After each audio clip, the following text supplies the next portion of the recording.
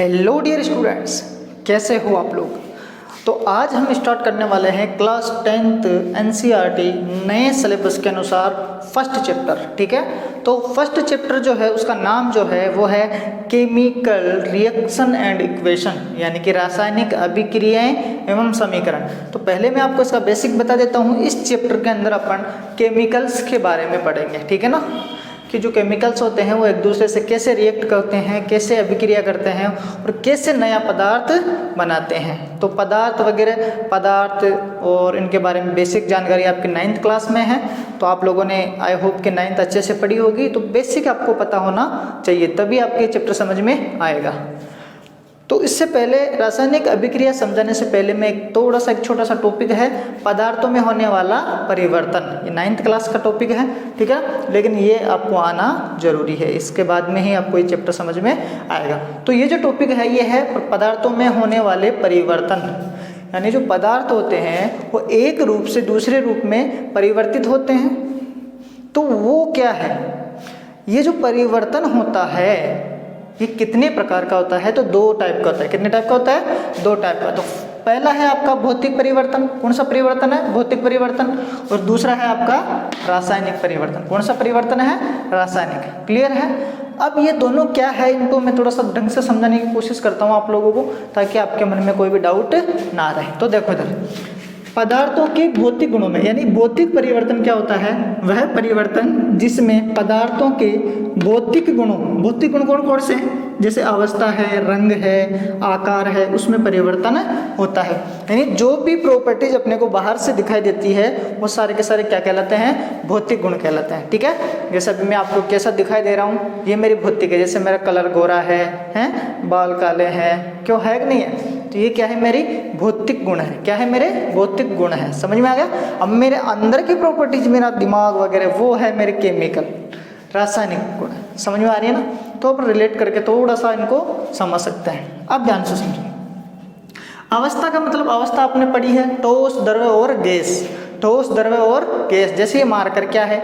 ये मार्कर ठोस है। क्या है ये? ठोस। पानी क्या होता है? पानी होता है द्रव्य। और गैस तो आप सबको पता है, जैसे मान लो पानी को गर्म करते हैं ना, तो उसमें से जो वाष्प निकलती है वो क्या है? गैस है। इसके अलावा ऑक्सीजन, कार्बन डाइऑक्साइड, अपने डिफरेंट गैसेज जो अपने एटमॉस्फेयर में प्रेजेंट है। ठीक है ना। उसके अलावा यहाँ पे देखो, रासायनिक परिवर्तन में क्या होगा?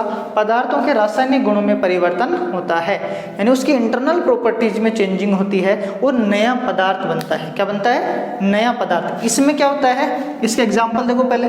भौतिक परिवर्तन के एग्जाम्पल क्या है? जैसे पानी का बर्फ बनना। ठीक है, पानी का क्या बनना? बर्फ। तो यहाँ पे आपका क्या हो रहा है? अवस्था परिवर्तन हो रही है। क्या हो रही है? अवस्था परिवर्तन। क्या हो रहा है बेटा? अवस्था। ठीक है। कागज का फटना, यहाँ पे उसका आकार चेंज हो रहा है। क्या चेंज हो रहा है भाई? उसका आकार चेंज हो रहा है। और मोम का पिघलना, उसमें भी क्या हो रहा है? इसका आकार चेंज हो रहा है। यानी देखो, अवस्था चेंज हो गई और आकार चेंज हो गया। इसका मतलब कौन सा परिवर्तन है? भौतिक परिवर्तन। समझ में आ गया। ठीक है।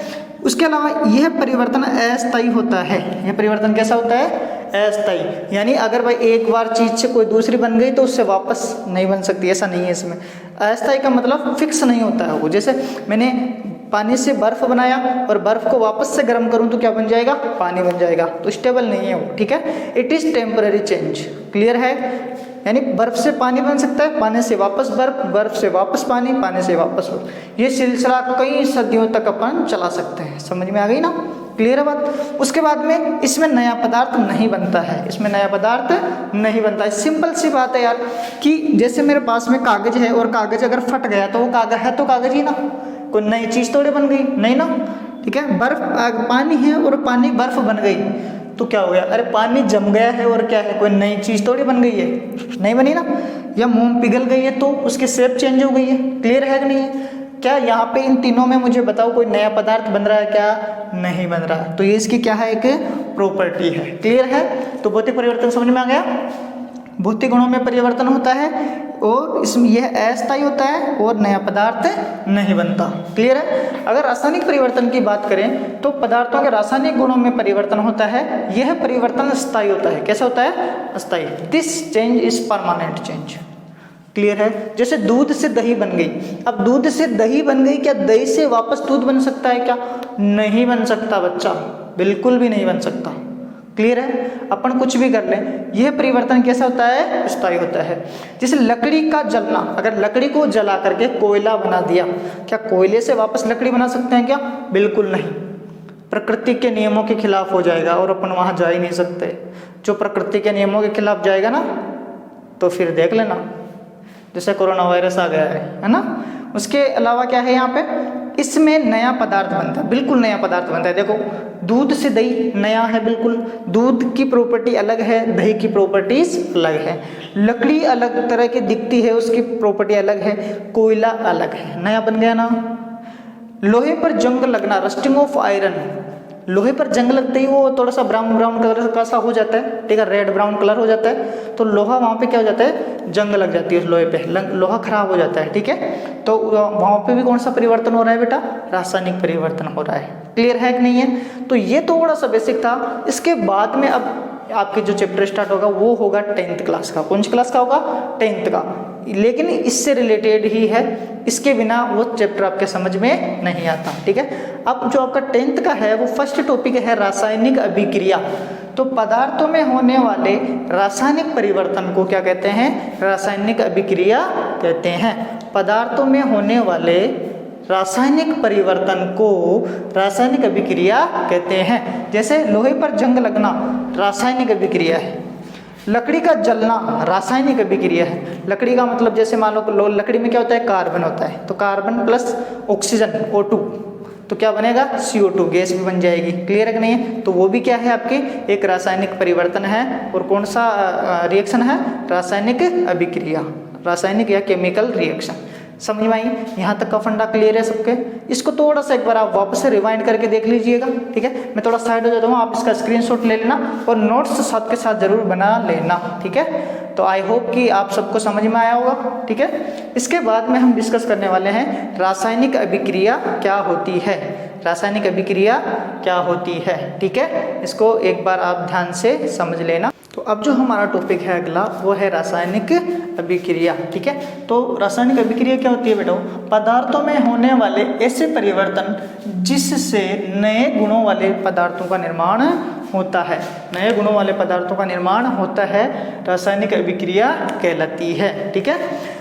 इसका मतलब क्या है? इसका मतलब ये है कि जब दो या दो से ज़्यादा पदार्थ आपस में रिएक्ट करते हैं, अभिक्रिया करते हैं और नया अलग गुणों वाला पदार्थ बनाते हैं, उसे रासायनिक अभिक्रिया कहते हैं, ठीक है। जैसे श्वसन, अपन गैस लेते हैं ऑक्सीजन, ठीक है, उससे एनर्जी प्रोड्यूस होती है।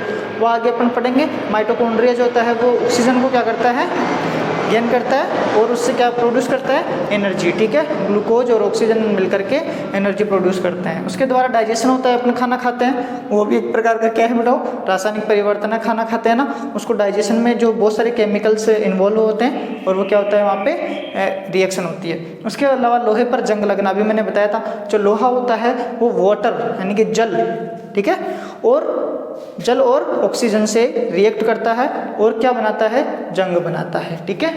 इसलिए लोहा क्या हो जाता है, खराब हो जाता है। अगर इसलिए अपन लोहे पर ना जंग से बचने के लिए क्या करते हैं, पेंट वगैरह करते हैं उस पर, ठीक है। उसके अलावा कार्बन का जलना, जैसे अभी मैंने एग्जांपल बताया था, जैसे अपने पास में लकड़ी है तो लकड़ी में क्या होता है, कार्बन।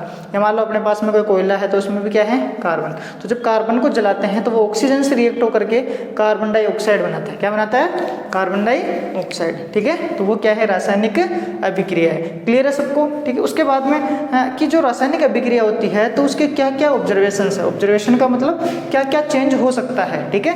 तो पहला है आपका इसमें रंग चेंज हो सकता है, ठीक है, रंग परिवर्तन, यानी रासायनिक अभिक्रिया में पदार्थों का क्या हो सकता है, रंग परिवर्तन हो सकता है। अवस्था भी परिवर्तन हो सकता है, यानी ठोस है तो द्रव में चेंज हो जाए, या द्रव ठोस में चेंज हो जाए, कुछ भी हो सकता है, ठीक है। उसके अलावा गैस का निकलना यानी गैस का उत्सर्जन, ठीक है। तो गैस भी निकल सकती है। आप लोगों ने देखा होगा बहुत सारे जब केमिस्ट्री प्रैक्टिकल्स होते हैं ना, तो उसमें से डिफरेंट गैसेज वहाँ पे रिलीज होती है ना, तो अलग अलग गैसें वहाँ से निकल सकती है, ठीक है। तो ये जो प्रेक्षण देखने को मिलते हैं वो अपने को केमिकल रिएक्शन में देखने को मिलते हैं, रासायनिक अभिक्रिया में देखने को मिलते हैं, ठीक है ना।